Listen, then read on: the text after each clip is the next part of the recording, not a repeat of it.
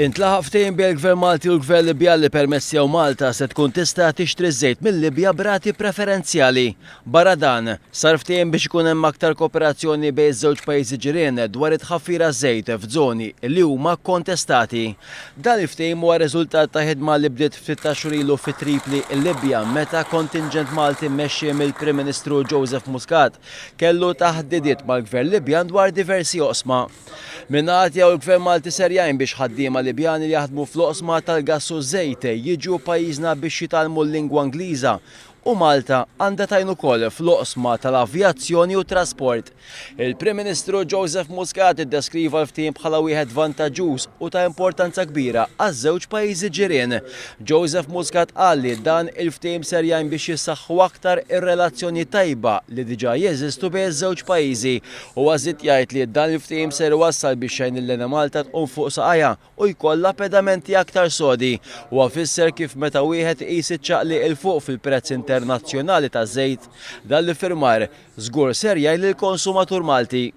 Il-Prim Ministru Malti Joseph Muscat qal li l-Libja tista' tkun sors importanti għal ħtiġijiet u eventwalitajiet għal pajjiżi Ewropej fil-qasam tal-enerġija u għal il-Gvern Malti fi ftit xhur irnexxielu jibni politika għall-enerġija illi diġà bdiet tagħti l-frott.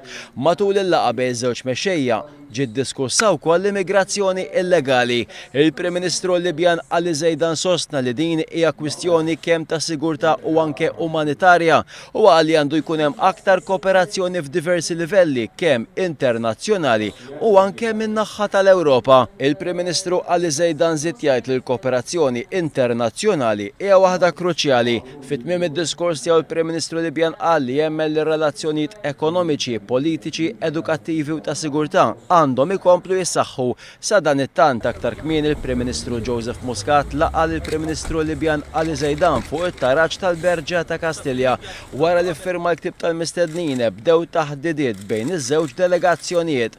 Għall-Gvern Malti kien hemm preżenti d-Deputat Prim Ministru Louis Grech, il-Ministru għall-Enerġija Konrad Mizzi illi firma dan l-istess ftehim, il-Ministru għall-Affarijiet Barranin George Vella, il-Ministru għat-Trasport u Infrastruttura Joe Mizzi u Chris Cardona, Ministru Malti għall-Ekonomija, Investiment u Intrapriżi Żgħar.